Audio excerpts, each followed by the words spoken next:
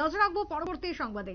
Mission শক্তি, যেখানে মহিলাদেরকে স্বাবলম্বী করা, মহিলাদের ক্ষমতায়ন বৃদ্ধি করা, এই লক্ষ্যকে সামনে রেখে আজকে কৈলাসহরে একটি বিশেষ সেমিনারের আয়োজন করা হয়, যেখানে কৈলাসহর সার্কিট হাউসে আজকে এই সেমিনারটি অনুষ্ঠিত হয়। উপস্থিত ছিলেন বা পৌরোহিত্য করলেন মন্ত্রী টিঙ্কু রায়, সভাপতিত্ব করেন জেলা পরিষদের সদস্য শ্যামল দাস এবং অন্যান্যরা উপস্থিত ছিলেন।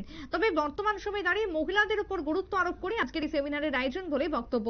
মন্ত্রীর কি বক্তব্য উঠে এসেছে শুনুন। মুখ্যমন্ত্রী মাতৃপুষ্টিও দিতে পারবো না, প্রধানমন্ত্রী মাতৃবন্ধনও দিতে পারবো না। যেহেতু আমরা টাকাটা দিতে পারছি না, এতে প্রমাণ করে যে সমস্ত ডেলিভারি গুলো ওই বয়সের বেশি সংখ্যায় হচ্ছে। এগুলো আমরা আটকাতে পারলাম না। গোটা স্লাইড শো ভালো দেখলাম, এটাতে কিছু আসে যায় না। আমরা আমাদের অ্যাওয়ারনেস আরো অনেক বেশি বাড়াতে হবে। আমরা যারা চাইল্ড প্রোটেকশন নিয়ে কাজ করছি, আমাদের অ্যাওয়ারনেস লেভেল একদম নিচে পর্যন্ত নিয়ে যেতে হবে। আমরা কখন করছি? আমরা করছি যখন বিবাহ হচ্ছে, অর্থাৎ বিয়ের দিন হয়তো টেলিফোন আসলো পুলিশের কাছে বা জেলা শাসকের কাছে আসছে, ফোন আসছে যে একটা বালিকা বিবাহ হচ্ছে। এখানে আমরা তোড়জোড় করে সবাই গেলাম, ফটোগ্রাফি হলো, ওই দিন বিয়েটা আটকে দিলাম। কিন্তু ওই মেয়েটা বাইরে শিলচর বা অন্য কোনো শহরে গিয়ে এক সপ্তাহ পরে, 15 দিন পরে, 20 দিন পরে বিয়ে হচ্ছে। এগুলো আমরা আটকাতে পারছি না।